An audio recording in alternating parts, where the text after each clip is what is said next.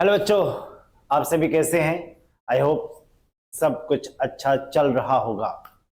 आज हम लोग देखने वाले हैं आपके ऑर्गेनिक केमिस्ट्री का बहुत ही फेमस एंड शानदार चैप्टर एमाइन या नाइट्रोजन कंटेनिंग कंपाउंड। एमाइन एक ऐसा चैप्टर है जिसमें बहुत सारे इंटर कन्वर्जन टाइप के क्वेश्चन पूछे और एमाइन में जो नाइट्रोजन क्या क्या कैरेक्टर शो कर सकता है वो सारा डिस्कशन हम लोग इस चैप्टर में देखने वाले हैं। और एमाइन में बहुत सारे कुछ फेमस नेम रिएक्शन है जो कि आपके एकेडमिक एग्जामिनेशन में और आपके कॉम्पिटिटिव एग्जामिनेशन में भी पूछा जाता है।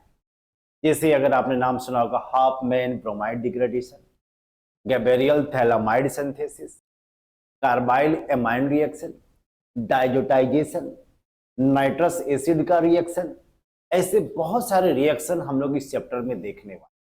तो हम लोग स्टार्ट करते हैं हमारा क्लास 12th का केमिस्ट्री एमाइन चैप्टर। अगर मैं एमाइन की बात करूं तो एमाइन में हमेशा से ये देखा जाता है कि नाइट्रोजन कंटेनिंग कंपाउंड या बोल सकते ये अमोनिया डेरिवेटिव कंपाउंड के ही प्रॉपर्टीज हो। अब अमोनिया डेरिवेटिव कंपाउंड क्यों है? अब जो लॉजिक लगाना, अगर मैंने क्या किया, अमोनिया मॉलिक्यूल्स लिया और इस अमोनिया मॉलिक्यूल से मैंने हाइड्रोजन को रिप्लेस कर दिया और कोई भी एल्काइल ग्रुप को मैंने ऐड कर दिया तो हमारा RNH2 का फॉर्मेशन हो जाएगा जो कि हमारा एक तरीके से प्राइमरी एमाइन की तरह बिहेव करता है। अगर इसी प्राइमरी एमाइन का फिर मैंने हाइड्रोजन को रिप्लेस किया और कोई भी एल्काइल ग्रुप को ऐड कर दिया, उस कंडीशन में ये क्या बनाता है? ये सेकेंडरी एमाइन का फॉर्मेशन करता है। अगर इसी सेकेंडरी एमाइन का फिर मैंने हाइड्रोजन को रिप्लेस किया और एक एल्काइल ग्रुप को और ऐड कर दिया, उस कंडीशन में ये हमारा टर्सरी एमाइन का फॉर्मेशन करेगा क्योंकि मैंने स्टेप बाय स्टेप 3 हाइड्रोजन को रिप्लेस कर दिया। अब ये हमारा क्या बन गया? टर्सरी एमाइन का फॉर्मेशन कर गया। अब क्या टर्सरी एमाइन से भी आगे का डिग्री बना सकते हैं? हाँ, बना सकते हैं क्योंकि अभी नाइट्रोजन के पास एक लोन पेयर ऑफ इलेक्ट्रॉन है। अब ये लोन पेयर बॉन्ड फॉर्मेशन में यूज करके ये बना सकता है क्वाटरनरी। ये क्या बना सकता है? क्वाटरनरी एमाइन मॉलिक्यूल का फॉर्मेशन कर सकता है। ये हमारा क्या हो गया? Quaternary amine. तो इस तरीके से भी हम डिफरेंट टाइप के नाइट्रोजन कंटेनिंग कंपाउंड बना सकते हैं, अमोनिया डेरिवेटिव कंपाउंड बना सकते हैं जिसको हम लोग एमाइन का दिया है। ठीक है बच्चों, तो इस तरीके से हमने आपको नाइट्रोजन कंटेनिंग कंपाउंड के बारे में बताया। अब यहां पर क्वेश्चन क्या उठता है, क्या इस नाइट्रोजन कंटेनिंग कंपाउंड का नेमिंग कैसे किया, उसका नॉमेनक्लेचर क्या है? तो नॉमेनक्लेचर में हमने ये सुना था और आपने भी सुना होगा कि हम लोग इनका सफिक्स या प्रीफिक्स एमाइन वर्ड यूज करते हैं। जैसे आपने नाम सुना होगा मेथाइल एमाइन, एथाइल एमाइन, तो वैसे ही यहां पे भी हम लोग क्या करते हैं? एमाइन वर्ड ही यूज करते हैं। जैसे ये 3 कार्बन का चेन है तो 3 कार्बन को मैंने प्रो बोला और चूंकि फर्स्ट कार्बन पे एमाइन ग्रुप जुड़ा हुआ है तो हमारा क्या बन गया? प्रोपेन 1-। लेकिन अगर हमारा नाइट्रोजन कंटेनिंग कंपाउंड के दोनों साइड एल्काइल ग्रुप हो जाए तो उस कंडीशन में हम जो लॉन्गेस्ट चेन होगा उसी को हम लोग वर्ड्स रूट के फॉर्म में यूज करेंगे। अब बाकी जो हमारा कार्बन कंटेनिंग कंपाउंड होगा वो साइड ग्रुप की तरह बिहेव करेगा, लेकिन वहां पर हम लोग जो है एन यूज करते। जैसे यहां पर मैंने यूज किया एन मिथाइल। क्यों एन मिथाइल यूज किया? क्योंकि दोनों साइड में डिफरेंट टाइप के एल्काइल पे, यहाँ पे 2 कार्बन का सिस्टम है, वहां पे 1 कार्बन का सिस्टम है, तो जो मैक्सिमम कार्बन वाले सिस्टम होंगे वो हमारे वर्ड्स रूट की तरह काम करेंगे, लॉन्ग चेन की तरह काम करेंगे। तब इसका नाम क्या हो गया? एथेनामाइन। चूंकि एथेनामाइन नाइट्रोजन के बगल में एक मिथाइल ग्रुप जुड़ा हुआ है, यहां पे मैंने क्या मेंशन कर दिया? एन मिथाइल यूज कर दिया। इसका पूरा नाम क्या हो गया? N methyl ethanamine. वैसे ही अगर मैं बात करूं कोई एरोमेटिक नाइट्रोजन कंटेनिंग कंपाउंड का तो सबसे फेमस क्या होता है? एनिलीन है। मतलब बेंजीन से मैंने हाइड्रोजन को हटाया और एमाइन ग्रुप को जोड़ दिया, ये हमारा क्या बन गया? एनिलीन बन गया। अच्छा, अगर इस एनिलीन पे मैंने ऑर्थो पोजीशन पे क्या जोड़ दिया, मेथाइल ग्रुप जोड़ दिया, तो उस कंडीशन में इस पूरे मॉलिक्यूल को हम लोग क्या बोलते हैं, टॉल्यूइन बोलते हैं। और टॉल्यूइन के सेकंड कार्बन पे क्या जुड़ा हुआ है, एमाइनो ग्रुप जुड़ा हुआ है, तो हम लोग क्या राइट कर सकते, 2 एमाइनो टॉल्यूइन, क्योंकि यहां पे मैंने टॉल्यूइन को ज्यादा प्रेफरेंस दिया है एज कंपेयर टू एमाइन से। तो इस तरीके से भी आप नॉर्मल एमाइन के कंपाउंड का नेमिंग कर सकते हैं। वैसे ही एनसीईआरटी में बहुत सारे कॉमन नेम दिया हुआ है, आईपीएससी नेम दिया हुआ है डिफरेंट टाइप ऑफ एमाइन के मॉलिक्यूल्स का। कुछ एमाइन के मॉलिक्यूल्स का डिस्कशन यहां पर करते हैं। जैसे इस मॉलिक्यूल को देखो, इस मॉलिक्यूल को देखो, इस नाइट्रोजन के तीनों साइड में कार्बन का चेन है। अब चूंकि इस कार्बन के चेन में 4 कार्बन है, 1 2 3 4, तो 4 कार्बन को क्या बोलते हैं, ब्यूट बोलते हैं। और चूंकि एमाइन का सफिक्स एमाइन ही होता है, तो लास्ट में क्या यूज किया है, ब्यूटेन एमाइन। और नाइट्रोजन के दोनों साइड में एथाइल एथाइल ग्रुप जुड़ा हुआ है, इसको क्या यूज किया मैंने, N, di ethyl butane 1 amine. बात समझ में आ रही, मतलब आपको अगर नाइट्रोजन के दोनों साइड तीनों साइड में अगर डिफरेंट डिफरेंट एल्काइल ग्रुप के मॉलिक्यूल्स प्रेजेंट हो, तो जिसका लॉन्गेस्ट कार्बन चेन होगा उसी को हम पेरेंट्स कार्बन चेन मानेंगे। और जो हमारे अलग अलग डिफरेंट टाइप के एल्काइल ग्रुप होंगे, इनको हम लोग साइड ग्रुप की तरह ट्रीट करेंगे।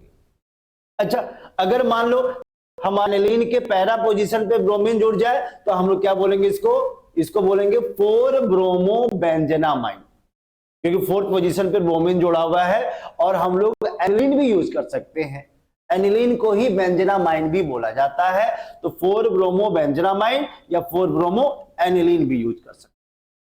अगर इस मॉलिक्यूल को देखो, यहां पर ऑर्थो पैरा पोजीशन पे ब्रोमीन एटम जुड़ा हुआ है एनिलीन मॉलिक्यूल से, इसका नाम क्या हो गया, 2,4,6 ट्राइब्रोमो एनिलीन। एरोमेटिक मॉलिक्यूल का नेमिंग करना आसान होता है, प्रॉब्लम आता है एलिफेटिक एमाइन के मॉलिक्यूल्स का, इसीलिए ज्यादा से ज्यादा प्रैक्टिस आप एलिफेटिक में कीजिएगा, एरोमेटिक में ज्यादा प्रॉब्लम नहीं होता। अब देखो, ऑल इंडिया 2013 में क्वेश्चन पूछा गया था कि अगर नाइट्रोजन से मैंने 2 मेथाइल और 1 एथाइल ग्रुप को जोड़ दिया, तो यहां पर नाइट्रोजन से 2 एथाइल ग्रुप जुड़ा हुआ है, तो N, डाइमेथाइल हो गया, 2 कार्बन का चेन है, तो इसका नाम क्या हो, एथेनामाइन हो गया। अगर मैं लास्ट एग्जांपल को देखूं, यहां पर देखो लॉन्गेस्ट कार्बन चेन क्या है, 4 कार्बन का लॉन्गेस्ट कार्बन चेन है। और यहां पर नंबरिंग कैसे करोगे, नंबरिंग करना हो तो यहां से 1 2 करेंगे तो 2 पर हमारा एमाइनो ग्रुप आएगा। अगर हम लोग राइट साइड से करेंगे और लेफ्ट साइड से करेंगे, तो दोनों पोजीशन पर हमें एमाइनो ग्रुप की पोजीशन को देखना है, और एमाइनो ग्रुप का पोजीशन क्या होना चाहिए, नियरेस्ट होना चाहिए। तो अगर मान लो यहां से नंबरिंग करते हैं 1 कार्बन 2 कार्बन 3 कार्बन 4 कार्बन, तो सेकंड कार्बन पे क्या ग्रुप जुड़ा है, एमाइनो ग्रुप। अगर लेफ्ट साइड से करेंगे तो 3rd कार्बन पे एमाइनो ग्रुप आएगा। तो हम लोग क्या करते हैं, लोवेस्ट लोकेट रूल को फॉलो करते हैं। तो हम लोग क्या करेंगे, इस नंबरिंग को हम लोग फॉलो करेंगे। तो 4 कार्बन का चेन है, ब्यूट हो गया, 3rd कार्बन पर डबल बॉन्ड आ रहा है, इन हो गया, और 2nd कार्बन पे एमाइन है, तो 2 एमाइन हो गया। पूरा नाम क्या हो गया, ब्यूट 3 इन 2 एमाइन। और चूंकि एमाइन का अगर आप वीडियो देख रहे होगे, तो haloalkane, haloarene, alcohol, phenol, ether, aldehyde, ketone, carboxylic में बहुत सारी आपने डिफरेंट ऑर्गेनिक मॉलिक्यूल का नेमिंग किया होगा। तो ये सारी नेमिंग कोई टफ नहीं है, आसान है। आई थिंक ये नॉमेनक्लेचर आपको समझ में आ रहा होगा, ठीक। अब यहां पे क्वेश्चन उठता है कि ठीक है, नाइट्रोजन कंटेनिंग कंपाउंड एमाइन को हमने डिफरेंट तरीके से नॉमेनक्लेचर सीख लिया, लेकिन एमाइन मॉलिक्यूल का फॉर्मेशन किस तरीके से किया जाता है, एमाइन का प्रिपरेशन का मेथड क्या है। जो पहला मेथड यूज किया जाता है by the reduction of nitro compound, क्योंकि नाइट्रो कंपाउंड में ही तो नाइट्रोजन एलिमेंट प्रेजेंट है, और नाइट्रो कंपाउंड में 2 ऑक्सीजन भी जुड़ा हुआ है। तो अगर मैं ऑक्सीजन को रिमूव कर दूं और हाइड्रोजन को ऐड कर दूं, तो हम एमाइन बना सकते हैं। ये तभी पॉसिबल होगा जब इसका हम क्या करें, रिडक्शन करें। और रिडक्शन करने के लिए ऑलरेडी आप पहले से जानते हो हम लोग क्या यूज करते हैं, कैटलिस्ट रिडक्शन करते हैं हाइड्रोजन का निकल के साथ, प्लेटिनम के साथ, प्लेडियम के साथ। या अगर आप स्ट्रॉन्ग रिड्यूसिंग एजेंट की बात करें तो लिथियम एल्यूमिनियम टेट्राहाइड्राइड, सोडियम बोरो टेट्राहाइड्राइड भी यूज किया जाता है। हम लोग सोडियम अमेल्गम एथेनॉल भी यूज करते हैं। हम मेटल एसिड के साथ भी रिडक्शन करते हैं। तो रिडक्शन करने के बहुत सारे मेथड आप ऑलरेडी प्रीवियस चैप्टर में पढ़ा होगा। तो अगर मुझे नाइट्रो कंपाउंड को एमाइन में कन्वर्ट करना है तो हम मेटल एसिड यूज कर सकते हैं, like tin HCl and iron HCl। या हम कैटलिस्ट के साथ भी हम हाइड्रोजन का एडिशन कर सकते हैं, क्योंकि मुझे 6 हाइड्रोजन की रिक्वायरमेंट होगी अगर नाइट्रो कंपाउंड को एमाइन में कन्वर्ट करना है। अब बोलोगे सर 6 हाइड्रोजन की रिक्वायरमेंट क्यों होगी? अब जैसे मान लो ये हमारा नाइट्रोबेंजीन है, नाइट्रोमीथेन है। अब उस नाइट्रोमीथेन में जो नाइट्रोजन के साथ जो 2 ऑक्सीजन जुड़ा हुआ है वो कैसे जुड़ा होगा? इस तरीके से जुड़ा होगा। ये नाइट्रोजन है, डबल बॉन्ड ऑक्सीजन है, और इसका जो लोन पेयर है वो कोऑर्डिनेट बॉन्ड बनाया। अगर मान लो इसके बॉन्ड को मुझे ब्रेक करना है तो हमको दोनों साइड क्या लगाना पड़ेगा? 2 हाइड्रोजन को ऐड करना पड़ेगा। और ये 2 जब हाइड्रोजन ऐड करेंगे तो ये भी बॉन्ड ब्रेक होगा, इधर भी मुझे 2 हाइड्रोजन को ऐड करना पड़ेगा। क्यों? क्योंकि ये वाटर मॉलिक्यूल बनाएगा। वो क्या बनाएगा? वाटर मॉलिक्यूल बनाएगा। ये भी क्या बनाएगा? वाटर मॉलिक्यूल का फॉर्मेशन करेगा। तब जाकर हमारा CH3NH2 का फॉर्मेशन होगा। एटलीस्ट मतलब मुझे 6 हाइड्रोजन की रिक्वायरमेंट होगी, तभी हमारा नाइट्रो कंपाउंड एमाइनो ग्रुप में कन्वर्ट होगा। इसलिए हमने यहां पर टिन HCl यूज किया, आयरन HCl यूज किया, क्योंकि वो 6 हाइड्रोजन बहुत इजीली प्रोवाइड करता है। तब जाकर हमारा नाइट्रो कंपाउंड एमाइनो ग्रुप में कन्वर्ट होगा। अगर मैं बात करूं नाइट्रोबेंजीन का भी रिडक्शन करोगे तो क्या बना देगा? एनिलीन का फॉर्मेशन करेगा। और ये बहुत सारे इंटर कन्वर्जन में इसका यूज किया जाता है। जैसे अगर बेंजीन का मैं नाइट्रेशन करूं तो नाइट्रोबेंजीन बनता है, और नाइट्रोजन बेंजीन का अगर रिडक्शन करूं तो एनिलीन का फॉर्मेशन होता है, और एनिलीन से बहुत सारे रिएक्शंस का फॉर्मेशन किया जाता है। ये बात समझ में आ रही है? वैसे ही अगर मान लो हमारे पास नाइट्रो कंपाउंड के जगह पे कोई एमाइड कंपाउंड आ जाए, CONH2 ग्रुप अटैच्ड हो जाए किसी भी ऑर्गेनिक मॉलिक्यूल से, अब मुझे क्या बनाना है? एमाइनो कंपाउंड बनाना है। मतलब इस ऑक्सीजन को रिमूव करना है, तो ऑक्सीजन तभी रिमूव होगा जब इसका रिडक्शन पॉसिबल हो। और रिडक्शन करने के लिए फिर मैंने वही मेथड यूज किया। अब नया यहां पर क्या दिख रहा है? लिथियम एल्यूमिनियम टेट्राहाइड्राइड भी यूज कर सकते हैं ईथर के रिस्पेक्ट में, या हम यूज कर सकते हैं एथेनॉल का सोडियम के रिस्पेक्ट में, क्योंकि एथेनॉल भी तो एसिड होता है। अब मेटल एसिड मिलकर क्या रिलीज करते हैं? हाइड्रोजन गैस रिलीज करते हैं। ये भी रिडक्शन का काम कर सकता है। तो एसिड एमाइड भी हमारा एमाइन का फॉर्मेशन करेगा, क्योंकि 4 हाइड्रोजन रिलीज करेगा। अब 4 हाइड्रोजन से क्या होगा? 2 हाइड्रोजन इस कार्बन से जुड़ जाएगा और CH2 को फॉर्मेशन किया, बाकी 2 हाइड्रोजन इस ऑक्सीजन के साथ जोड़कर क्या बना देगा? वाटर मॉलिक्यूल को फॉर्मेशन कर देगा। तो हम एसिड एमाइड को भी एमाइन में कन्वर्ट कर सकते हैं। ये बात समझ में आ रही है? ठीक है। वैसे ही अगर मैं बात करूं कि ठीक है ये नाइट्रो कंपाउंड से एसिड एमाइड का रिडक्शन करके भी हमने एमाइनो ग्रुप बना दिया, तो क्या और भी सारे तरीके हैं? और भी बहुत सारे तरीके हैं। एक तरीका आता है हाफ मैन ब्रोमाइड डिग्रेडेशन।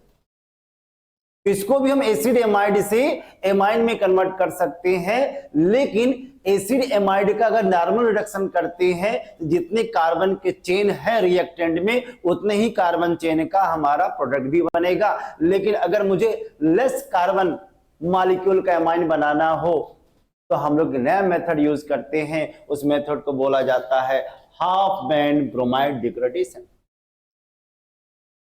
और ये तभी पॉसिबल होगा जब हम ब्रोमीन का KOH के साथ रिएक्शन करते हैं। ब्रोमीन का पोटेशियम हाइड्रोक्साइड के प्रेजेंस में जब रिएक्शन करते हैं तभी हाफ मैन ब्रोमाइड डिग्रेडेशन होगा।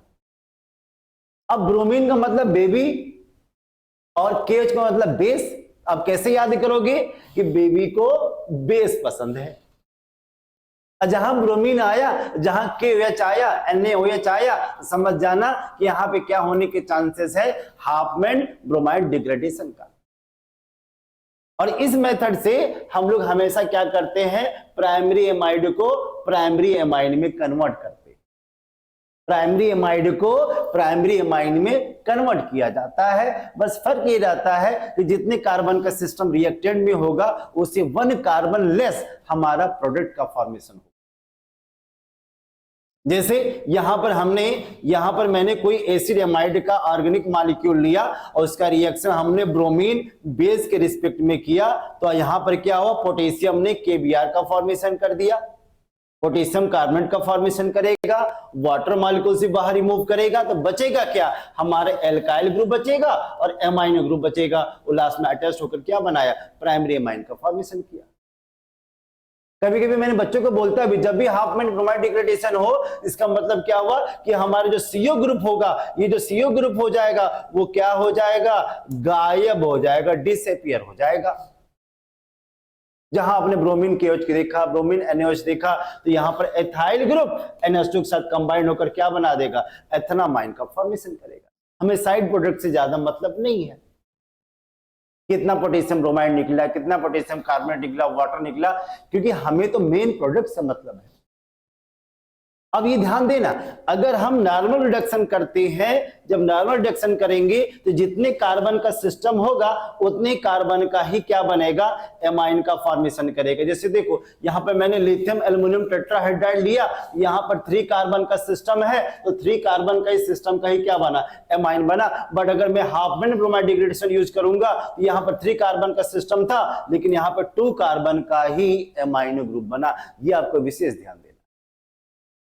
और हाफमैन ब्रोमाइड डिग्रेडेशन में आपके एग्जामिनेशन में पूछा जा सकता है कि इसके रिएक्शन इंटरमीडिएट क्या है। ऐसा क्या हो जाता है कि CO ग्रुप गायब हो जाता है, तो जो इसका इंटरमीडिएट बनता है वो नाइट्रीन का फॉर्मेशन करता है, एल्काइल नाइट्रीन का फॉर्मेशन करेगी, क्योंकि बेस है, बेस क्या करेगा, दोनों हाइड्रोजन को अपने तरफ खींच लेगा। तो नाइट्रोजन के पास ये तरीके से इनकम्प्लीट ऑक्टेट है। इस नाइट्रोजन के पास कितने इलेक्ट्रॉन हो गए, 6 इलेक्ट्रॉन हो गए, जो कि बहुत ही अनस्टेबल है, मोर रिएक्टिव है। तो अपनी स्टेबिलिटी को गेन करने के लिए वो रीअरेंज हो जाता है और एल्काइल आइसोसाइनेट का फॉर्मेशन करता है। मतलब पहले वाले नाइट्रीन में हमारा जो एल्काइल है वो कार्बन के साथ जुड़ा हुआ है, लेकिन रीअरेंज होकर अपने ऑक्टेट को कंप्लीट करने के लिए हमारा जो एल्काइल ग्रुप है अब नाइट्रोजन से जोड़कर क्या बनाएगा, आइसोसाइनेट का फॉर्मेशन। मतलब एल्काइल नाइट्रीन एल्काइल आइसोसाइनेट में कन्वर्ट हो जाता है, जिसके वजह से हमारा जो कार्बन है वो कार्बोनेट के फॉर्म में बाहर रिलीज हो जाता है और प्राइमरी एमाइन का फॉर्मेशन करता है। ये हमेशा याद रखें कि हाफमैन ब्रोमाइड डिग्रेडेशन में जो हमारा रिएक्शन इंटरमीडिएट बनते हैं वो नाइट्रीन से आइसोसाइनेट में कन्वर्ट होते हैं ड्यू टू स्टेबिलिटी। ठीक है, ये भी मैंने आपको बता दिया हाफमैन ब्रोमाइड डिग्रेडेशन का मतलब क्या हुआ। वैसे ही और क्या तरीका हो सकता है, तो हम लोग यूज करते हैं गबेरियल थैलामाइड सिंथेसिस। गबेरियल, गब्बर, गबेरियल के नाम से गब्बर याद आता है। यहां पर ट्रिक क्या बन जाता है कि गब्बर बेसमेंट में एल्काइल हैलाइड को वाटर पिला रहा है। अब ये कैसे हुआ, अब जैसे जो हमारा जो ट्रिक जो बना हुआ है, तो इसके लिए आपको कुछ रिएक्टेंट के मॉलिक्यूल याद होने चाहिए कि फिनाइल के साथ 2 कार्बोनिल ग्रुप किसके साथ जुड़ा हुआ है, NH के साथ जुड़ा हुआ है, उसी को बोला जाता है थैलीमाइड। पीएच साइलेंट होता है। अब कैसे थैलीमाइड बनता है, जैसे मान लो ये हमारा बेंजीन है और दोनों साइड में अगर मैंने कार्बोक्सिलिक ग्रुप को जोड़ दिया तो उसको बोला जाता है थैलिक एसिड। क्या बोलते हैं बच्चों, थैलिक एसिड बोलेंगे। और मैंने जैसे ही अमोनिया के साथ रिएक्शन किया तो अमोनिया का दोनों हाइड्रोजन दोनों OH के साथ क्या बना देगा, वाटर का फॉर्मेशन करेगा। अब वाटर का फॉर्मेशन करने पर उसने क्या बना दिया, थैलीमाइड का फॉर्मेशन कर दिया। क्या कर दिया, थैलीमाइड का फॉर्मेशन कर दिया। तो थैलिक एसिड से हमने क्या बना दिया, थैलीमाइड बना दिया। उसी थैलीमाइड का यहां पर डिस्कशन हो रहा है। अब थैलीमाइड में जो हमारा हाइड्रोजन है, वो हाइड्रोजन को हटाने के लिए हमने क्या यूज किया, बेस यूज किया, तो वाटर बाहर निकल गया, क्योंकि यहां पर थैलीमाइड को हमने गब्बर मान लिया है। अब जैसे ही थैलीमाइड बेस के साथ गया तो यहां पर वाटर निकला। अब वाटर के जगह पर मैंने क्या ऐड करा दिया, RX को ऐड करा दिया। क्यों ऐड करा दिया, क्योंकि नाइट्रोजन के पास क्या है, लोन पेयर है, और लोन पेयर क्या करेगा, इस एल्काइल हैलाइड पर अटैक करके न्यूक्लियोफिलिक सब्स्टिट्यूशन रिएक्शन देगा। और उस न्यूक्लियोफिलिक सब्स्टिट्यूशन रिएक्शन में क्या हुआ, हमारा जो NR है वो कार्बन के साथ इस कार्बन के साथ जुड़ गया, जो कि पहले नाइट्रोजन के साथ क्या था, हाइड्रोजन था। बेस के साथ हमने सॉल्ट बना दिया, अनस्टेबल किया, और फिर सॉल्ट की जगह पर हमारा क्या बन गया, एल्काइल ग्रुप जुड़ गया। अब एल्काइल ग्रुप को तोड़ने के लिए हम लोग ने क्या यूज किया, वाटर यूज किया। वाटर को मैंने पिला दिया। अब वाटर जैसे हुआ तो बॉन्ड इस तरीके से टूटा, बॉन्ड इस तरीके से ब्रेक हुआ, दोनों साइड हाइड्रोजन लगा दो, एक तरफ OH लगा दो, एक तरफ OH लगा दो, ये बन गया हमारा थैलिक एसिड, हमारा प्राइमरी अमाइन का फॉर्मेशन। मतलब गैबेरियल थैलेमाइड सिंथेसिस से बहुत ही इजी प्राइमरी अमाइन बनाया जा सकता है। थैलीमाइड से हम एलिफेटिक प्राइमरी अमाइन बना सकते हैं। हमें बेस यूज करना है, एल्काइल हैलाइड यूज करना है, और फिर वाटर के साथ या सोडियम हाइड्रोक्साइड के साथ भी रिएक्शन कराकर भी हम प्राइमरी अमाइन एलिफेटिक के फॉर्म में बना सकते हैं। अब आपसे क्वेश्चन पूछा जाता है, क्या हम एरोमेटिक प्राइमरी अमाइन बना सकते इस मेथड से? नहीं बना सकते, क्योंकि हमारा जो एल्काइल हैलाइड है बहुत अच्छी तरीके से न्यूक्लियोफिलिक सब्स्टिट्यूशन रिएक्शन देता है, बट एरोमेटिक हैलाइड इस तरीके से काम नहीं करता है due to double bond character. Aromatic halide में रेजोनेंस होता है, रेजोनेंस की वजह से इनके डबल बॉन्ड का कैरेक्टर कार्बन हैलाइड के बीच में आ जाता है, जिसकी रिएक्टिविटी न्यूक्लियोफिलिक सब्स्टिट्यूशन रिएक्शन के रिस्पेक्ट में कम हो जाती है। इसीलिए यहां पर मैंने मेंशन भी किया है, aromatic primary amine can not be prepared by this method because aryl halide do not undergoes nucleophilic substitution reaction with anion formed by phthalimide. Phthalimide के साथ ये न्यूक्लियोफिलिक सब्स्टिट्यूशन रिएक्शन नहीं देता है। ये बात समझ में आ रही है? ठीक, नेक्स्ट पॉइंट पे चलते हैं। हमने हाफमैन ब्रोमाइड डिग्रेडेशन भी कर दिया, जो कि बहुत फेमस नेम रिएक्शन है। मैंने आपको गैबेरियल थैलेमाइड सिंथेसिस के बारे में एक्सप्लेन कर दिया, ये भी बहुत फेमस रिएक्शन है। और क्या तरीका हो सकता है, हम नाइट्राइल का रिडक्शन करके भी हम एमाइन बना सकते हैं, एमाइन कंटेनिंग कंपाउंड बना सकते हैं। जैसे यहां पर हमने साइनाइड लिया, साइनाइड का आईपीएसी नेम क्या होता है, नाइट्राइल होता है। अब सिंपल सी बात है, हमने 4 हाइड्रोजन का एडिशन कर दिया, 2 हाइड्रोजन कार्बन के साथ, 2 हाइड्रोजन नाइट्रोजन के साथ, हमारा प्राइमरी अमाइन बनकर तैयार हो गया। और ये हाइड्रोजन कौन प्रोवाइड कर रहा है, रिड्यूसिंग एजेंट प्रोवाइड कर रहा है, लिथियम एल्युमिनियम टेट्राहाइड्राइड।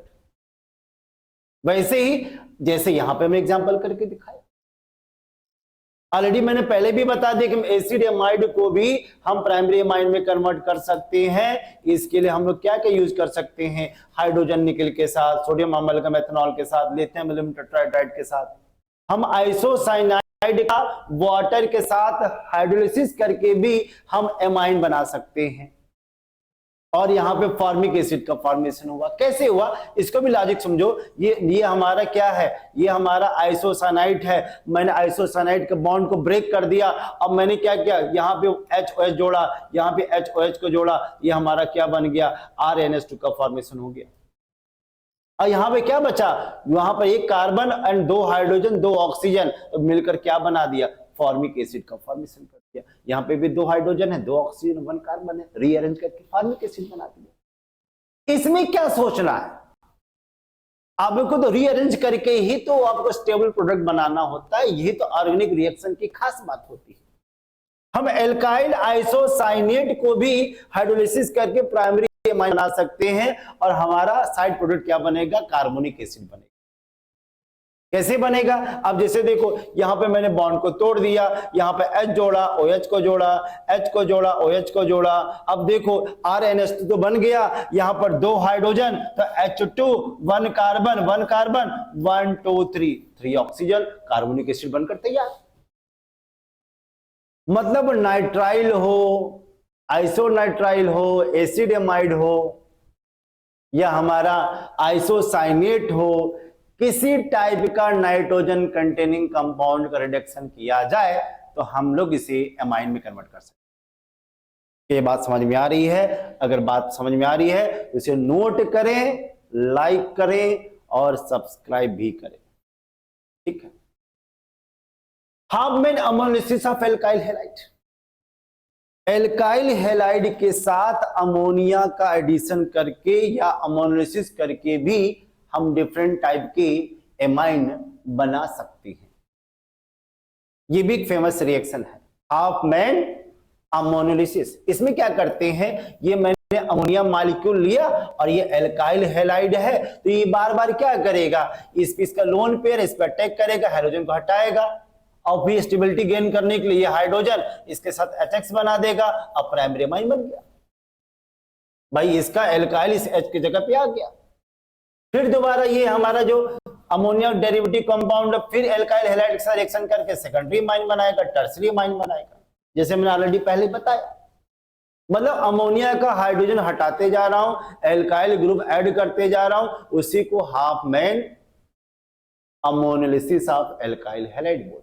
ये भी एक अच्छा तरीका है प्राइमरी सेकेंडरी टर्सरी एमाइन बनाने का। हम टर्सरी से क्वाटरनरी भी बना सकते हैं क्योंकि इसके पास अभी भी लोन पेयर है, अभी भी किसी भी एल्काइल हैलाइड के साथ कंबाइंड होकर क्वाटरनरी एमाइन मॉलिक्यूल बना सकता है, ठीक है। ये भी आप जान लीजिए। अब इस एमाइन मॉलिक्यूल का क्या क्या फिजिकल प्रॉपर्टीज हो सकता है, उसका फिजिकल स्टेट क्या होगा, सॉल्युबिलिटी क्या होगी, बॉइलिंग पॉइंट क्या होगा, वो ऑलरेडी आप प्रीवियस चैप्टर में देखा भी होगा। अगर मैं फिजिकल स्टेट की बात करूं तो lower amine are gaseous and liquid and higher amine are solid. जैसे जैसे मॉलिक्यूलर वेट बढ़ते जाएगा, फोर्स लगते जाएंगे, पार्टिकल्स नजदीक आएंगे तो गैस लिक्विड से सॉलिड में कन्वर्ट हो जाएगा, इसमें कोई बड़ी बात नहीं है। अच्छा, जो एरोमेटिक एमाइन है are usually colourless but get coloured on strong due to atmospheric oxidation. अभी अगर एनिलीन का अगर मैंने ऑक्सीडेशन कर दूं तो वो कलरलेस से कलर्ड हो जाता है, डार्क कलर में कन्वर्ट हो जाता है। इसीलिए एनिलीन बॉटल जो होते हैं वो कलरलेस होते हैं, लेकिन जैसे आपने कैप को खोल दिया वो एटमॉस्फेरिक ऑक्सीडेशन के वजह से उनका सॉल्यूशन क्या हो जाता है, स्ट्रांग हो जाता है। सॉल्युबिलिटी की बात करूं कि हमारे जो एमाइन के मॉलिक्यूल्स होते हैं वो सॉल्युबिलिटी किस तरीके से बिहेव करते हैं, तो जाहिर सी बात है इनकी सॉल्युबिलिटी वाटर के रिस्पेक्ट में ज्यादा होगी क्योंकि वो हाइड्रोजन बॉन्डिंग का फॉर्मेशन, क्योंकि अमाइनो ग्रुप में हाइड्रोजन भी है, नाइट्रोजन भी है, वाटर मॉलिक्यूल में हाइड्रोजन भी है, ऑक्सीजन भी है। अब बेचारा हाइड्रोजन परेशान है क्योंकि nitrogen oxygen they're more electronegative element, वो बार बार इसके इलेक्ट्रॉन को पोलराइज करेगा और चार्ज का फॉर्मेशन करेगा और इनके बीच में फोर्स ऑफ अट्रैक्शन लगेगा, उसी को तो हाइड्रोजन बॉन्डिंग बोलते हैं। भाई अगर कोई भी रीजन हो तो रीजन को बताने के लिए कोई ना कोई रीजन तो देना ही पड़ता है साइंटिस्टों को।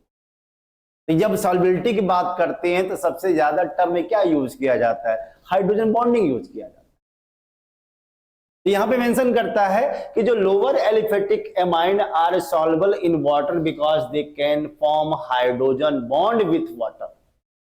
ये जो हमारा एमाइन मॉलिक्यूल है वो वाटर के ऑक्सीजन के साथ क्या बनाता है, हाइड्रोजन बॉन्डिंग बनाता है, क्योंकि इस पे पॉजिटिव पार्शियल नेगेटिव चार्ज का फॉर्मेशन होता है। लेकिन ये बच्चों ये ध्यान देना कि जो सॉल्युबिलिटी है वो अल्कोहल की ज्यादा हमेशा होती है as compare to amino compound. ऐसा क्या हो गया, अल्कोहल भी हाइड्रोजन बॉन्डिंग बनाता है, एमाइनो भी बनाता है, लेकिन अल्कोहल की सॉल्युबिलिटी वाटर में ज्यादा होती है, एमाइन की कम होती है, क्योंकि यहां पर इलेक्ट्रोनेगेटिविटी की वैल्यू दोनों एलिमेंट की डिफरेंट होती है। नाइट्रोजन ऑक्सीजन में ऑक्सीजन की इलेक्ट्रोनेगेटिविटी ज्यादा होती है, जितना ज्यादा इलेक्ट्रोनेगेटिविटी उतनी ज्यादा पोलैरिटी, उतनी स्ट्रॉन्ग हाइड्रोजन बॉन्डिंग बनती है। एमाइनो में हाइड्रोजन बॉन्डिंग की वैल्यू कम होती है, वीक हाइड्रोजन बॉन्डिंग का फॉर्मेशन होगा, जबकि अल्कोहल में स्ट्रॉन्ग हाइड्रोजन बॉन्डिंग का फॉर्मेशन होते, इसलिए सॉल्युबिलिटी इसकी ज्यादा होती है। ओवरऑल मैं बात करूं कि सॉल्युबिलिटी के लिए ऑलरेडी मैंने पहले भी बता दिया है कि सॉल्युबिलिटी मॉलिक्यूलर वेट के इनवर्सली प्रोपोर्शनल होती है, अब ब्रांचिंग के डायरेक्टली प्रोपोर्शनल होती है। जितनी ब्रांचिंग होती जाएगी उस एमाइनो कंपाउंड की उसकी सॉल्युबिलिटी उतनी बढ़ती जाएगी। जैसे यहां पे मैंने बताया कि प्राइमरी एमाइन जो है वो उनकी सॉल्युबिलिटी अल्कोहल से क्या होती, कम होती है, लेकिन जैसे जैसे मॉलिक्यूलर वेट बढ़ाते जाएंगे उसकी सॉल्युबिलिटी की वैल्यू घटती जाती है। अब उस फार्मूले से भी आप अंदाजा लगा सकते हैं।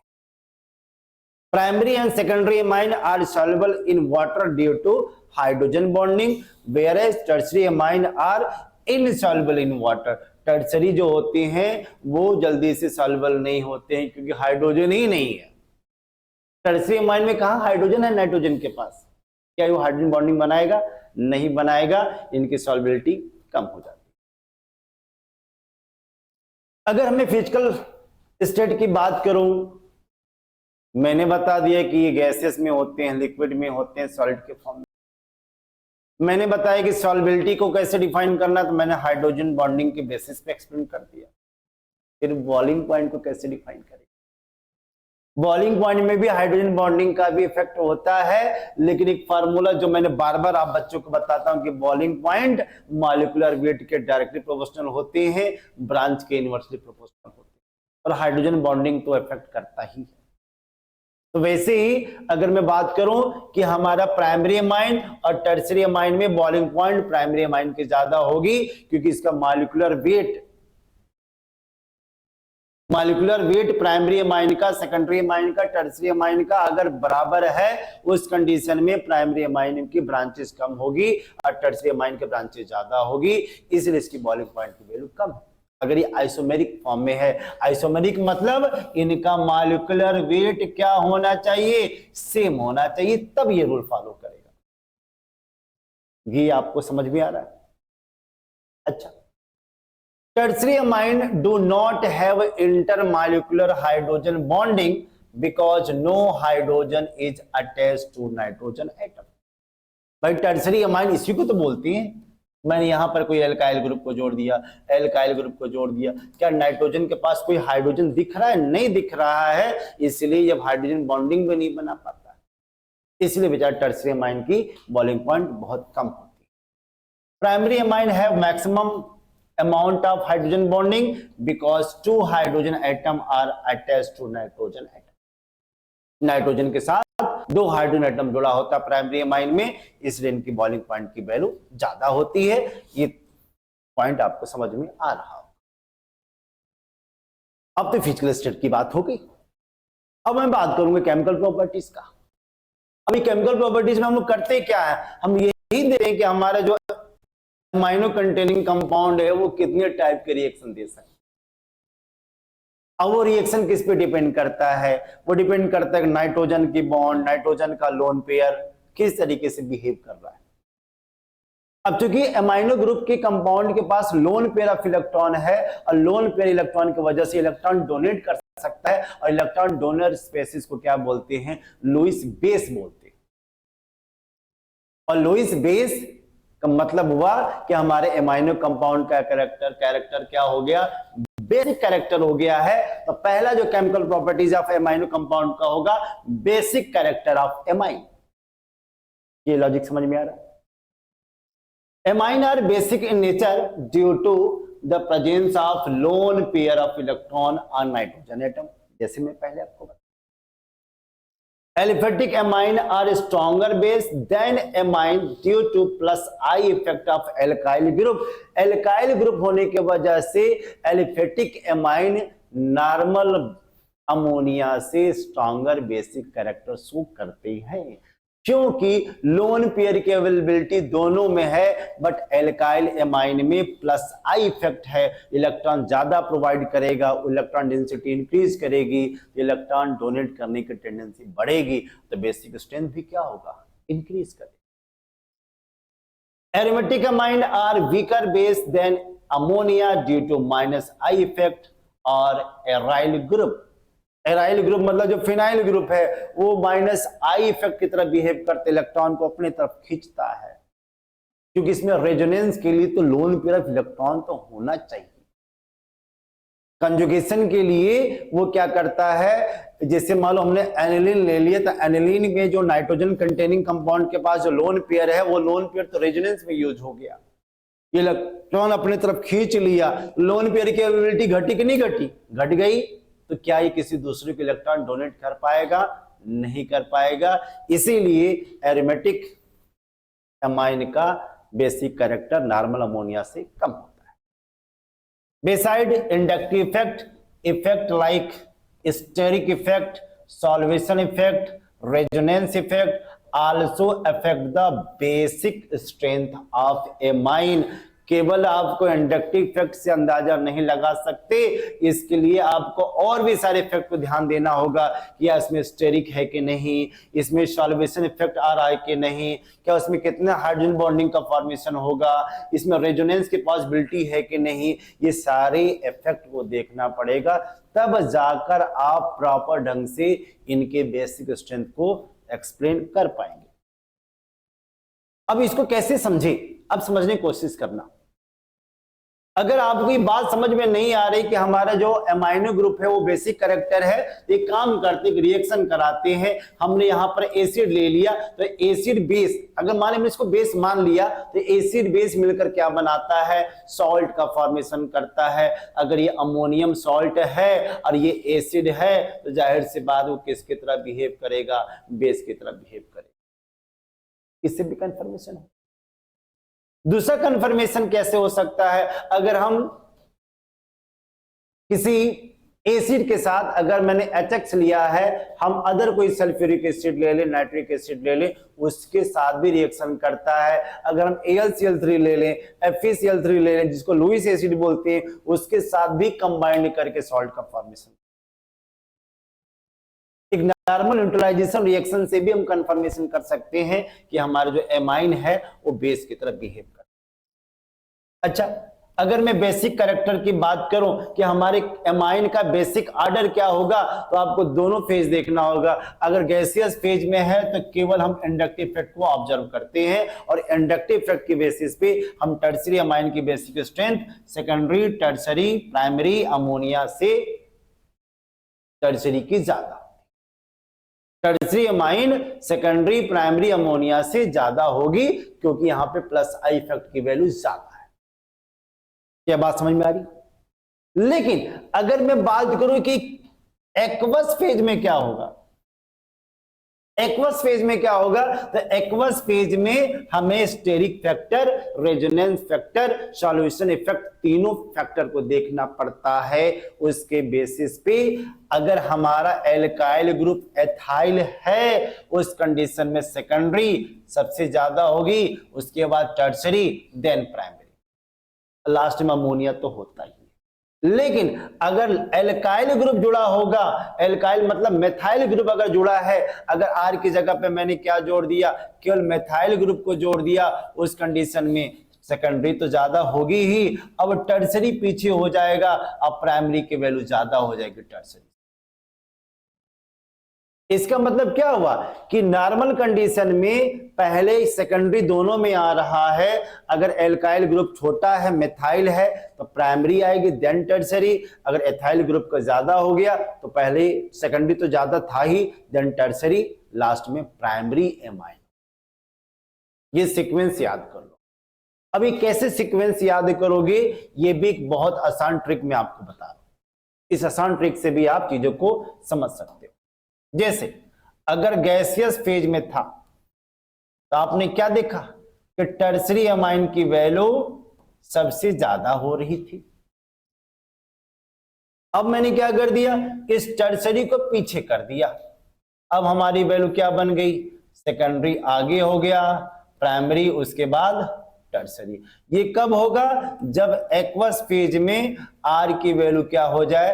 CH3 हो जाए। फिर मैंने क्या कर दिया, प्राइमरी को इसको पीछे कर दिया, तब हमारी वैल्यू सेकेंडरी तो अपनी जगह पे ही रहेगा, टर्सरी आएगा। प्राइमरी कब? जब एल्काइल ग्रुप की वैल्यू क्या हो जाए? एथाइल या एथाइल से ज्यादा कोई एल्काइल ग्रुप आए। कितना सिंपल है। इस तरीके से भी आप ऑर्डर को अरेंज कर सकते हैं।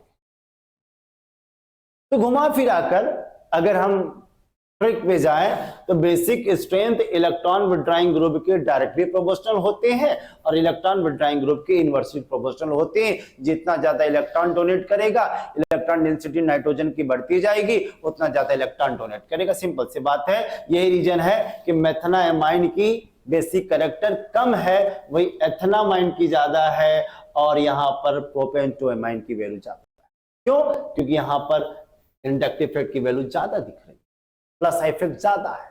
इलेक्ट्रॉन डेंसिटी नाइट्रोजन की क्या हो जाएगी? इन तीनों से ज्यादा हो जाएगी। अगर और नाइट्रोजन कंटेनिंग कंपाउंड की बात करें एरोमेटिक के फॉर्म में, तो देखो ये हमारा कौन सा मॉलिक्यूल है? इसके नाम तो आपने नाम सुना होगा, पाइरॉल। उस कंडीशन में देखें, यहां पर जो हमारा ये जो नाइट्रोजन है, नाइट्रोजन के पास जो लोन पेयर है वो डीलोकलाइज हो जा रहा है, लोन पेयर की अवेलेबिलिटी घट गई। और इस एनिलीन में भी नाइट्रोजन का जो लोन पेयर है वो भी डीलोकलाइजेशन में यूज हो गया, मतलब दोनों की लोन पेयर की अवेलेबिलिटी कम हो गई ड्यू टू रेजोनेंस, इसीलिए इनकी बेसिक स्ट्रेंथ कम हो गई। और इनकी बेसिक स्ट्रेंथ की वैल्यू ज्यादा क्यों हो गई? क्योंकि इसका लोन पेयर जो है वो रेजोनेंस में पार्टिसिपेट नहीं कर रहा है, वो प्योर लोन पेयर का फॉर्मेशन। एनिलीन, ये पायरिडीन में जो नाइट्रोजन है वो रेजोनेंस में पार्टिसिपेट नहीं करता है, लोन पेयर की अवेलेबिलिटी रहेगी, इसलिए दोनों मॉलिक्यूल की बेसिक कैरेक्टर इन दोनों से क्या होती है? ज्यादा होती है। ये आपको बस विशेष ध्यान देना होगा कि लोन पेयर की अवेलेबिलिटी किसमें ज्यादा हो रही, किसमें कम हो रही।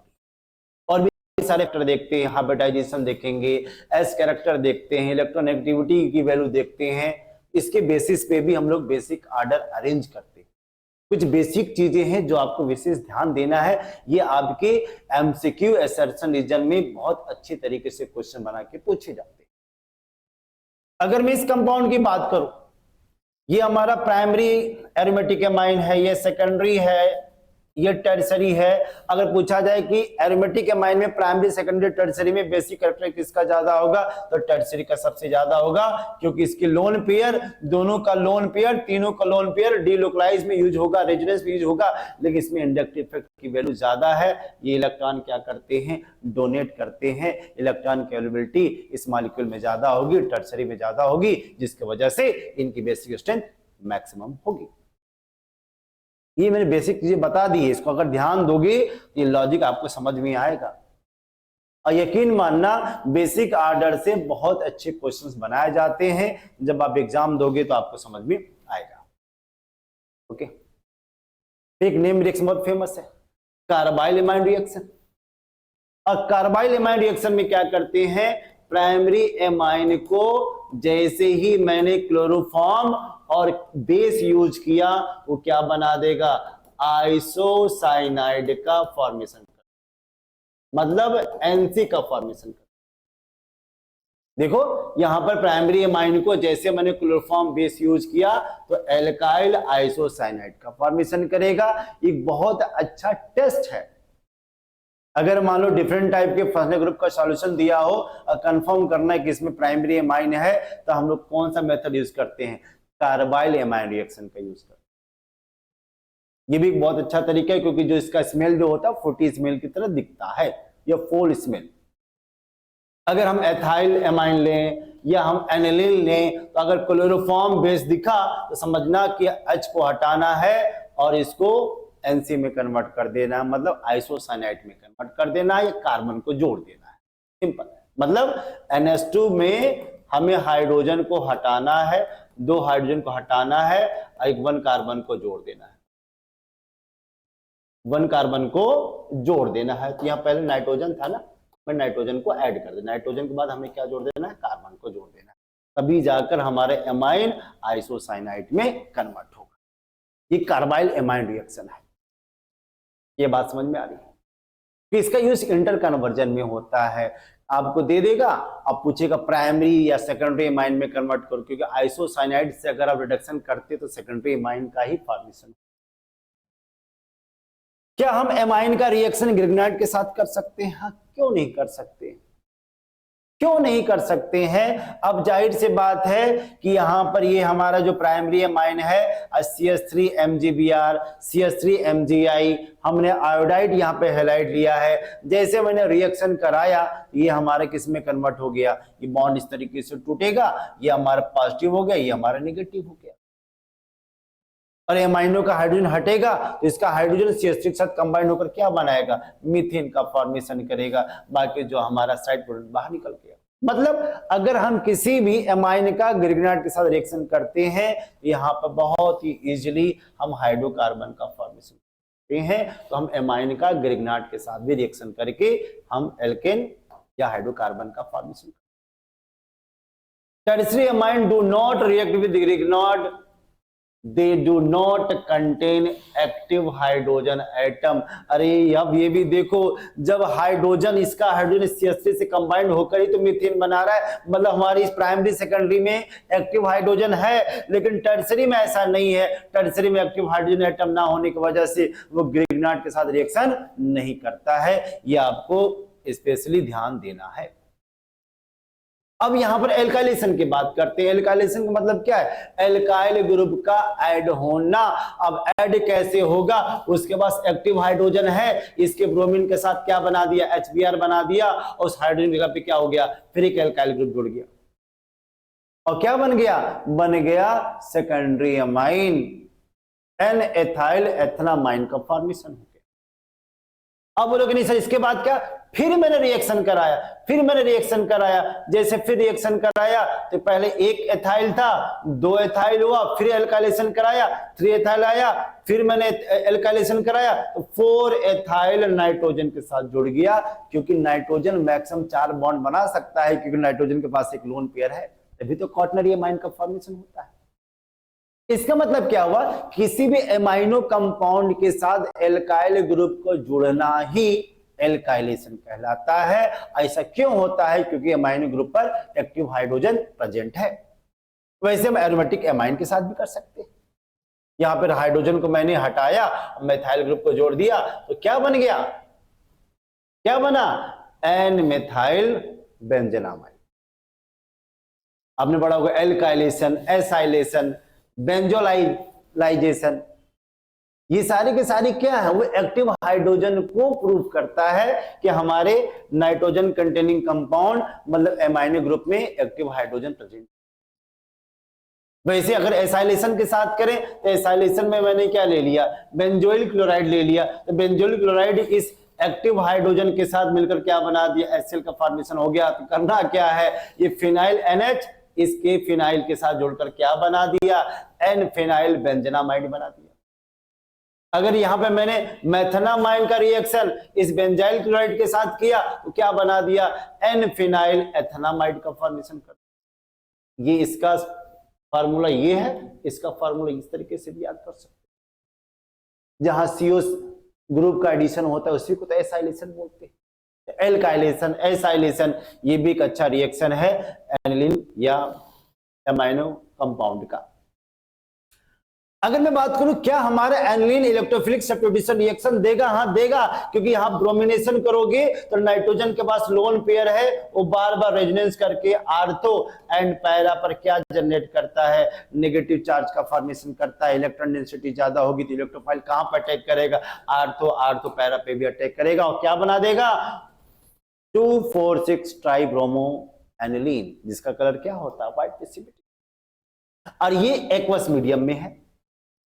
लेकिन आपने कहा नहीं सर मुझे तीनों साइड में ब्रोमीन को नहीं जोड़ना है, मुझे मोनो हेलोजिनेशन कराना है, तो इनडायरेक्ट हेलोजिनेशन कराना पड़ेगा, नाइट्रोजन को प्रोटेक्ट करना पड़ेगा, क्योंकि नाइट्रोजन का लोन पेयर खतरनाक है। ये लोन पेयर तुरंत रेजोनेंस में चला जाता है और इनकी रिएक्टिविटी को बढ़ा देता है, जिसकी वजह से आर्थो पैरा दोनों प्रोडक्ट बना देते हैं। क्योंकि यहां पे मैंने क्या लिया है, पोलर सॉल्वेंट लिया है। अब पोलर सॉल्वेंट की वजह से एनिलीन मोर रिएक्टिव की तरह बिहेव करता है और तीनों साइड में ब्रोमीन का एडिशन हो जाएगा और 2,4,6 ट्राइब्रोमो एनिलीन का फॉर्मेशन करेगा।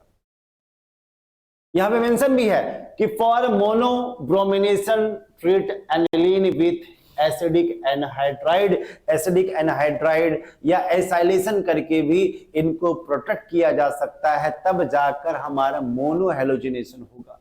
ये कैसे होता है, मैंने यहां पर एसिडिक एनहाइड्राइड यूज किया तो यहां पर हमने क्या कर दिया कि यहां पर जो लोन पेयर था वो आराम से रेजोनेंस में जा रहा था, लेकिन यहां पर अब मेथाइल ग्रुप क्या हो गया, मिथाइल और सीओ ग्रुप क्या हो गया, जुड़ गया, मतलब एसाइलेशन हो गया। अब एसाइलेशन में इसका जो लोन पेयर है कंफ्यूज हो गया कि हम इस कार्बन के पास जाए कि इस नीचे वाले कार्बन के पास जाए। तो अब लोन पेयर की अवेलेबिलिटी अब थोड़ा सा क्या हो गई है, बढ़ गई है। इसमें ज्यादा ही लोन पेयर रेजोनेंस में पार्टिसिपेट कर रहा था, अब यहां पर लोन पेयर की अवेलेबिलिटी कार्बन के पास भी ज्यादा हो गई। अब लोन पेयर की अवेलेबिलिटी रेजोनेंस में यहां पर कम हो गई, यहां पर रेजोनेंस इसमें ज्यादा थी, मतलब इसकी अवेलेबिलिटी रेजोनेंस में 100% काम कर रहा था, लेकिन इसके लोन पेयर रेजोनेंस में पार्टिसिपेट करने की टेंडेंसी थोड़ी सी कम हो गई, तो रिएक्टिविटी इसकी थोड़ी सी डाउन हो गई। तब जाकर अगर हेलोजिनेशन करेंगे तो या तो पैरा बनाएगा या तो आर्थो बनाएगा। अब पैरा वाला मेजर होता है, फिर उसका अगर मैं वाटर के साथ रिएक्शन करूंगा तब जाकर हमारा मोनो हेलोजिनेशन का फॉर्मेशन, तब जाकर आर्थो या बनेगा या तो पैरा का फॉर्मेशन। अगर नाइट्रेशन करो तो क्या होगा, नाइट्रेशन करेंगे तो सिंपल सी बात है कि हमारा aniline plus M effect show करता है, पॉजिटिव रेजोनेंस इफेक्ट शो करता है, आर्थो बनेगा, पैरा बनेगा। लेकिन यहां पर कुछ अलग ही घटना घट गई। यहां पर घटना क्या घट गया, पैरा भी बन रहा है, मेटा भी बन रहा है और आर्थो भी बन रहा है, तीनों बन जा रहे हैं नाइट्रो ग्रुप। और ये भी बात देखो 51% तो नाइट्रो बना रहा है, बट 47% मेटा डायरेक्टिंग ग्रुप वाले मॉलिक्यूल को फॉर्मेशन हो रहा है, मतलब मेटा नाइट्रो एनिलीन का भी फॉर्मेशन हो रहा है। ऐसा क्यों भाई, अगर हम एनिलीन की बात करें तो ये तो पॉजिटिव रेजोनेंस इफेक्ट हुआ ना, और positive resonance effect, positive mesomeric effect हमेशा जब भी इलेक्ट्रोफिलिक सब्स्टिट्यूशन रिएक्शन देता है तो आर्थो पैरा डायरेक्टिंग प्रोडक्ट ही बनाता है, तो ये तो मेटा बना रहा है। क्या ये गलत है? नहीं, ये गलत नहीं है, सही है। ऐसा इसलिए करता है क्योंकि एनिलीन तो हमारे बेसिक कैरेक्टर तो था ही, वो एसिड के साथ कंबाइंड होकर क्या बना देता है, एनिलीनियम बनाता है। एनिलीनियम आयन का फॉर्मेशन होता है जो कि मेटा डायरेक्टिंग ग्रुप है। अब मेटा डायरेक्टिंग ग्रुप होने की वजह से वो मेटा वाला प्रोडक्ट भी बना देता है। लेकिन अगर इसको रोकना है तो रोकने के लिए मुझे एनिलीन को क्या करना पड़ेगा, प्रोटेक्ट करना पड़ेगा, मतलब एसाइलेशन करना पड़ेगा। और एसाइलेशन करके मुझे क्या बनाना पड़ेगा, एसिटानिलाइड का फॉर्मेशन करना पड़ेगा। और एसिटानिलाइड से अब नाइट्रोजन का जो लोन पेयर है वो थोड़ा सा कंफ्यूज हो गया कि हम बेंजीन के अंदर जाएं कि बाहर जाएं। अब उसी का फायदा उठा के हम लोग क्या करते हैं, फिर नाइट्रेशन करते हैं, तब जाकर हमारा पैरा या आर्थो बनेगा, पैरा वाला मेजर होगा, फिर इसका वाटर के साथ हाइड्रोलिसिस करके हम क्या बना सकते हैं, 4 नाइट्रो एनिलीन का फॉर्मेशन। ये तभी होगा जब इसका हम एसाइलेशन करें। बिना आइसोलेशन किए, बिना इनको प्रोटेक्ट किए हम एनिलीन का मोनोनाइट्रेशन नहीं करा सकते हैं। जैसे आप कराओगे तो मिक्सचर ऑफ नाइट्रेशन कंपाउंड का फॉर्मेशन होगा, आर्थो भी बनेगा, पैरा भी बनेगा, मेटा भी बनेगा। इसे बचना है तो ये मेथड यूज करना पड़ता है। अगर सल्फोनेशन करते हैं तो सल्फोनेशन करेंगे तो क्या होगा, अब नाइट्रोजन कंटेनिंग कंपाउंड है, उसके पास लोन पेयर है, लोन पेयर क्या करेगा, एसिड के H+ के साथ कंबाइन करके क्या बना देगा, एनिलीनियम बना देगा। और उसको न्यूट्रलाइज करने के लिए यहाँ पर हाइड्रोजन सल्फेट है, इस मॉलिक्यूल का नाम क्या हो गया, एनिलीनियम हाइड्रोजन सल्फेट। और जैसे मैंने 455 केल्विन का टेम्परेचर दिया तो रीअरेंजमेंट हो गया, और इसका जो हाइड्रोजन है उसके साथ क्या हो गया, कंबाइंड हो गया। और कंबाइंड होकर क्या हुआ, वाटर बाहर निकल गया। अब वाटर जैसे बाहर निकलेगा, जहां HSO4 नेगेटिव था, अब यहां पे क्या हो गया, SO3 नेगेटिव हो गया। अब देखो एक ही मॉलिक्यूल में पॉजिटिव और नेगेटिव का फॉर्मेशन होता हो, उसको क्या बोलते हैं, डाईपोलर आयन बोलते हैं। और डाईपोलर को ही क्या बोलते हैं, ज्यूटर आयन। ड्यूटर आयन का मतलब एक ही मॉलिक्यूल में पॉजिटिव नेगेटिव का फॉर्मेशन हो, डाइपोलर आयन का फॉर्मेशन हो, उस मॉलिक्यूल को बोलते हैं ड्यूटर आयन। और ड्यूटर आयन स्टेबिलिटी गेन करने के लिए बार बार रिवर्सिबल होकर ये हमेशा क्या बनाएगा, न्यूट्रल भी बनाएगा और पॉजिटिव नेगेटिव का भी फॉर्मेशन। मतलब सल्फोनेशन के केस में हमारा एनिलीन ड्यूटर आयन का फॉर्मेशन। अगर एनिलीन का अगर मैंने रिडक्शन कर दिया तो ये क्या बना देगा, 1 एमाइनो साइक्लोहेक्सेन का फॉर्मेशन करेगा, क्योंकि ये बार बार क्या करता है, इनके बॉन्ड को तोड़कर हाइड्रोजन का रिडक्शन करता है। इतना स्ट्रॉन्गर हमारा हाइड्रोजन निकेल का combination. Aniline do not give Friedel-Crafts reaction because they give neutralization, क्योंकि एनिलीन लोइस बेस होता है, AlCl3 लोइस एसिड होगा, वो कंबाइन करके क्या बनाएगा, एक सॉल्ट का फॉर्मेशन कर देता है, जिसकी वजह से वो Friedel-Crafts रिएक्शन नहीं दे पाता है, क्योंकि जब AlCl3 इसी के साथ कंबाइंड हो गया तो फिर इलेक्ट्रोफाइल का फॉर्मेशन कैसे हो पाएगा, इसलिए Friedel-Crafts रिएक्शन नहीं देता।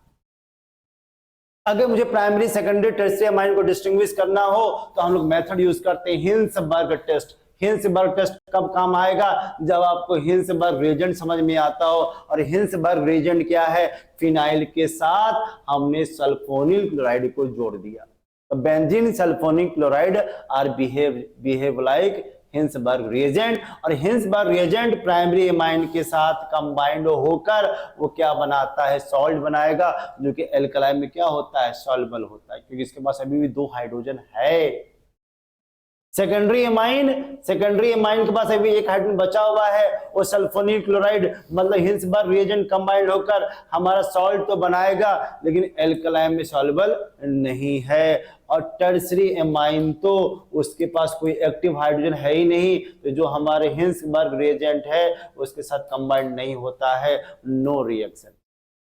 अगर सॉल्युबल एल्कलाई में तो primary insoluble in alkali, secondary no reaction, tertiary amine. तो हम किसी भी सॉल्यूशन में अगर प्राइमरी सेकेंडरी टर्शियरी एमाइन दिया हो तो हिल्सबर्ग रिएजेंट के बेसिस पे तीनों को अलग किया जा सकता है।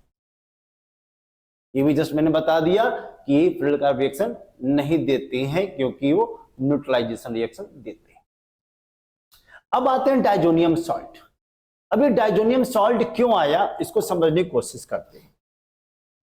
जैसे अगर यहां पर हमने मेथाइल एमाइन ले लिया और यहां पर हमने एनिलीन ले लिया, अब ये ध्यान देना, ये हमारा एलिफेटिक है और ये एरोमेटिक एमाइन है। अगर इनका रिएक्शन अगर हम नाइट्रस एसिड के साथ करते हैं, अगर नाइट्रस एसिड आपके पास नहीं है तो हम सोडियम नाइट्राइड का HCl के साथ भी रिएक्शन करके भी बना सकते हैं, they are good oxidising agent. ये देखा गया कि जो हमारा एलिफेटिक वाला है वो क्या बना देता है, नॉर्मल मेथनॉल का फॉर्मेशन कर देगा, बाकी हमारा क्या हो जाएगा, नाइट्रोजन निकल जाएगा और प्लस वाटर का फॉर्मेशन। लेकिन जो हमारा एरोमेटिक एमाइन है वो इस तरीके से नहीं करता है और एक बहुत ही शानदार इंटरमीडिएट का फॉर्मेशन करता है, जिसको बोला जाता है डाइजोनियम सॉल्ट। और ये क्यों ऐसा बनाता है, क्योंकि ये स्टेबल होता है। और स्टेबल क्यों होता है, due to resonance. Low temperature पर रेजोनेंस की वजह से एरोमेटिक एमाइन डाइजोनियम बनाता है, लेकिन एलिफेटिक नहीं बनाता है। एलिफेटिक क्या बनाता है, मेथनॉल का फॉर्मेशन करता है। ये भी आपको विशेष ध्यान देना है।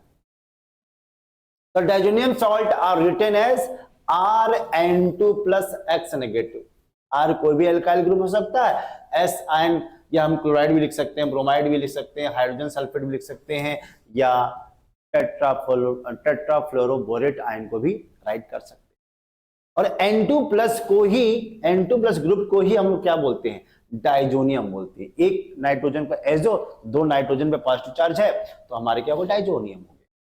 जैसे इस मॉलिक्यूल नाम benzene diazonium chloride, benzene diazonium chloride, इसका नाम क्या हो गया, benzene diazonium hydrogen sulphate, benzene diazonium hydrogen sulphate. कितना आराम से, कितना आसान है, कितने आराम से किसी भी डाइजोनियम सॉल्ट का नेमिंग आप कर सकते हैं। आई थिंक आपको समझ में आ रहा होगा। अच्छा, अगर डाइजोनियम सॉल्ट बना तो क्यों बना? क्योंकि इसमें रेजोनेंस हुआ। रेजोनेंस क्यों हुआ? क्योंकि बेंजीन ने अपना लोन पेयर पाई बॉन्ड के फॉर्म में यहां पर नाइट्रोजन के साथ शेयरिंग करने की कोशिश की, क्योंकि नाइट्रोजन पे पॉजिटिव चार्ज है। उसी टाइम इसका जो एक्स्ट्रा जो पाई बॉन्ड है उस बगल वाले नाइट्रोजन के पास चला गया, तो देखो यहां पर आयन का फॉर्मेशन हो गया। क्या बना?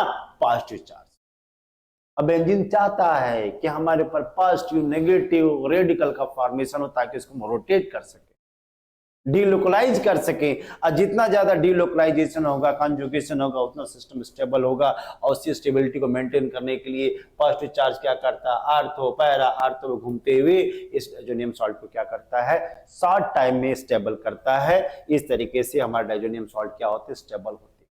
आखिर डाइजोनियम बनाए कैसे जाते हैं? अगर एनिलीन का अगर सोडियम नाइट्रेट HCl के साथ रिएक्शन करे तो हम लोग क्या बना सकते हैं? डाइजोनियम सॉल्ट का फॉर्मेशन कर सकते हैं। अगर मैं बात करूं कि स्टेबिलिटी किसकी ज्यादा होगी, तो हमेशा एरोमेटिक डाइजोनियम सॉल्ट की ज्यादा होगी, क्योंकि ये स्टेबल होता है ड्यू टू रेजोनेंस। वो ऑलरेडी हमने बता दिया है। और जो डाइजोनियम सॉल्ट का जो फिजिकल प्रॉपर्टीज होता है वो कलरलेस क्रिस्टलाइन सॉलिड होते हैं and is readily soluble in water. It is stable in cold water but react with water when warm. Water अगर कोल्ड है तो स्टेबल है, लेकिन जैसे आपने वार्म किया तो फिर N2 में कन्वर्ट होकर वो क्या बना देता है? फिनॉल का फॉर्मेशन करता है। Benzene diazonium fluoroborate is water insoluble and stable at the room temperature. जो बेंजीन डाइजोनियम फ्लोरोबोरेट है, अगर इसका स्ट्रक्चर देखें, ये हमारा बेंजीन है, ये हमारा डाइजोनियम है, और यहाँ पे हमने क्या लिख दिया? टेट्राफ्लोरोबोरेट। तो इस मॉलिक्यूल को हम वाटर में इनसॉल्युबल के टर्म में रखते हैं, और ये वाटर में इनसॉल्युबल होता है और रूम टेम्परेचर पे क्या होता है? स्टेबल होता है। अगर मान लीजिए मैंने यहाँ पे नॉर्मल कोई डाइजोनियम सॉल्ट ले लिया, और डाइजोनियम सॉल्ट में हमने एनायन के फॉर्म में क्लोराइड ले लिया, बल्कि मैंने बोला कि क्लोराइड भी हो सकता है, हाइड्रोजन सल्फेट भी हो सकता है, टेट्राफ्लोरोबोरेट भी हो सकता है। अगर इस डाइजोनियम सॉल्ट, क्योंकि डाइजोनियम सॉल्ट हमारे बहुत ही बेहतरीन इंटरमीडिएट है, और ऑर्गेनिक रिएक्शन में हम यही देखते हैं कि हमारा जो सबस्ट्रेट ऑफ ऑर्गेनिक मॉलिक्यूल है वो डायरेक्ट प्रोडक्ट नहीं बनाता, क्या बनाता है? एक इंटरमीडिएट का फॉर्मेशन करता है, और इंटरमीडिएट के स्टेबिलिटी की बेसिस पे ही हम स्टेबल प्रोडक्ट का फॉर्मेशन करते हैं। तो अगर हमने कॉपर के प्रेजेंस में क्या ले लिया? आर्थोफॉस्फोरस एसिड, जिसपे फास्फोरस पे चार्ज क्या? +1, मतलब H3PO2 लिया, तो वो क्या करता है? इस डाइजोनियम सॉल्ट को बेंजीन में कन्वर्ट कर देगा, और ये नाइट्रोजन भाई साहब जो N2+ देखिए दे आर वेरी अनस्टेबल, वो नाइट्रोजन में कन्वर्ट हो गया, और H3PO2 किस में कन्वर्ट हो गया? H3PO3 में कन्वर्ट हो गया। क्यों? क्योंकि इसका जो हाइड्रोजन है इसके Cl के साथ क्या बना दिया? HCl बना दिया। और ये जो हमारा H2PO2 था वो किस में कन्वर्ट हो गया?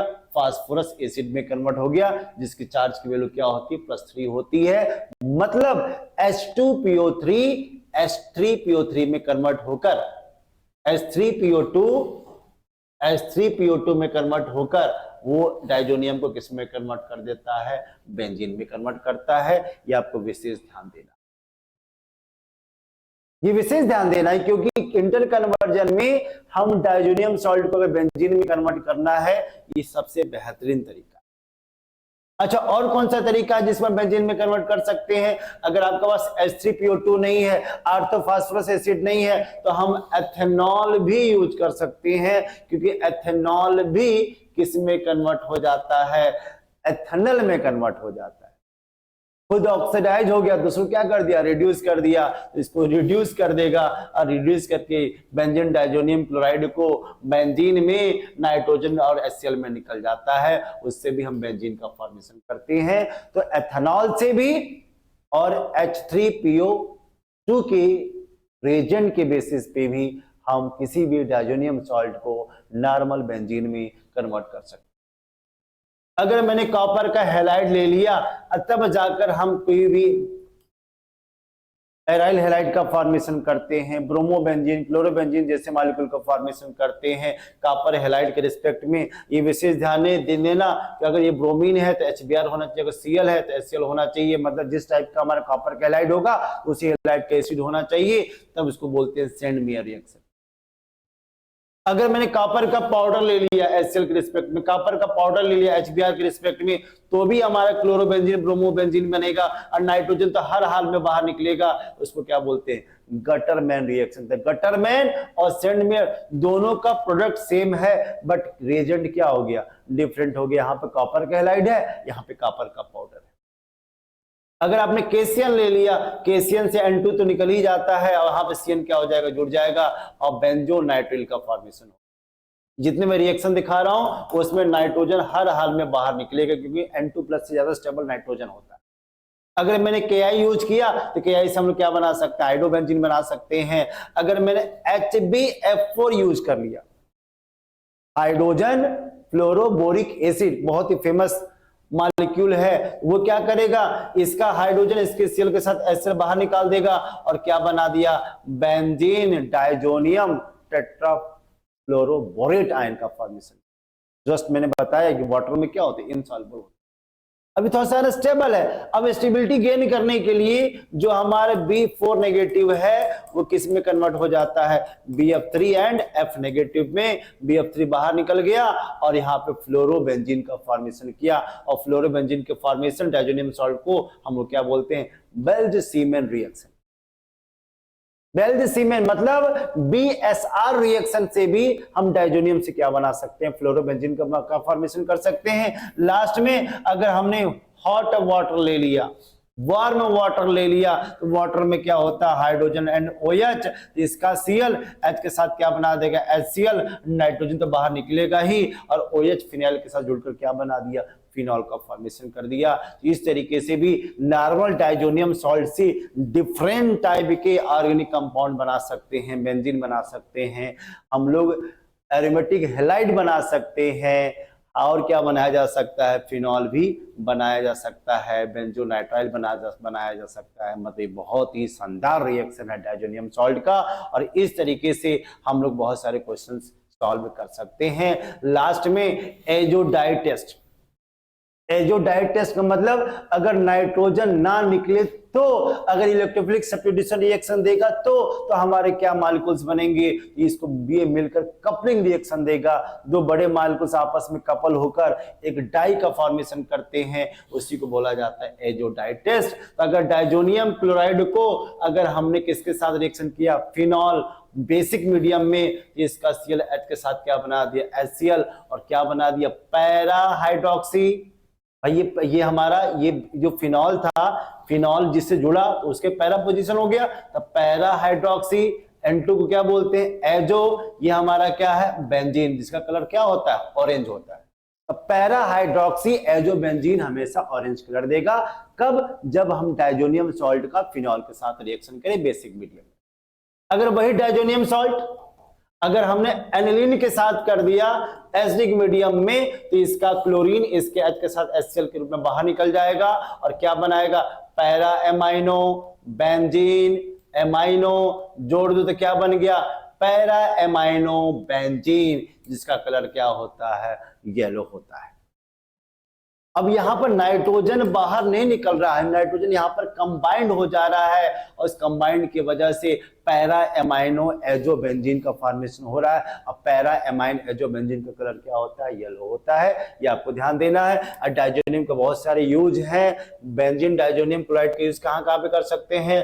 Production of dye and can be used for the dye and paints and pigment industry में भी यूज कर सकते हैं। They are also useful for the synthesis many reagent, बहुत सारे रिएजेंट एंड सॉल्वेंट में भी यूज किया जाता है। तो इस तरीके से मैंने आपको हर तरीके से क्वेश्चन बताने की कोशिश की है, और आई थिंक आप ये एमाइन चैप्टर आपको चीजें समझ में आ रही होगी और इनसे रिलेटेड बहुत सारे कन्वर्जन होंगे एनसीईआरटी या एनसीईआरटी एग्जाम्पलर का, उस सारे क्वेश्चन इस चैप्टर का हम लोग सॉल्व करेंगे। और आने वाले टाइम में अभी मैंने 1 शॉट वीडियो आपको मैंने देना स्टार्ट किया है, अब इसको कैसे अप्लाई करेंगे, कैसे कैसे क्वेश्चन पूछे जाते हैं, वो आगे के वीडियो में आपको दिखेगा। और जितने भी मैंने आपको पॉइंट बताया है, अगर इसको प्रॉपर ढंग से अगर आप ध्यान देते हो, पढ़ते हो, वीडियो देखते हो, इसके नोट्स बनाते हो, तो आई थिंक आपको सारे के सारे ऑर्गेनिक चैप्टर का जो मैंने वीडियो बनाया है वो आपके बोर्ड एग्जामिनेशन में जरूर हेल्प करेगा। तो इसे लाइक करें, नोट्स बनाएं और कमेंट बॉक्स में अपने डाउट को जरूर बताएं। Thank you.